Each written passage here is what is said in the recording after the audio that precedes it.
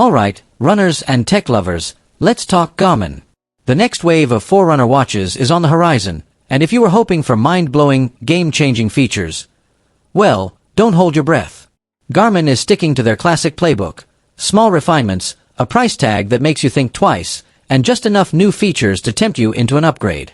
But is it worth it? Let's break it down. The Forerunner lineup is getting some fresh additions. The Forerunner 975, 275, and 275S, with a 175 fashionably late to the party.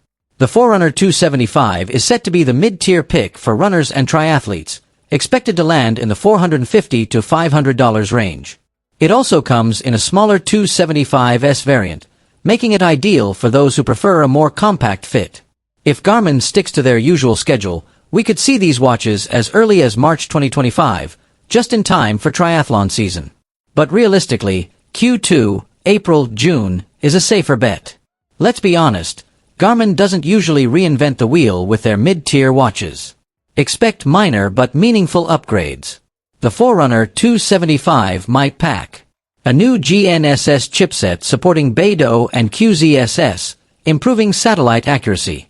The Elevate 5 heart rate sensor, possibly with ECG support, but don't get too excited. Garmin might hold back and keep the older Elevate 4 sensor instead.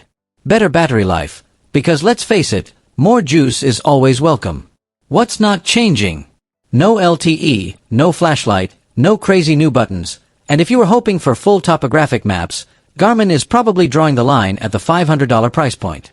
Translation: no maps unless you pay more. Here's the real question: is this watch worth the price? A few years ago, $500 got you a premium Garmin watch. No. It gets you an upgraded mid-tier model with some missing features.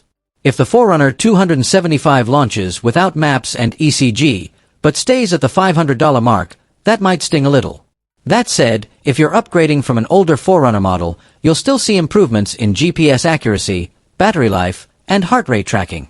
But if you own something like the Forerunner 255, the changes might not be big enough to justify the upgrade. Garmin isn't reinventing the wheel, but they are fine-tuning it.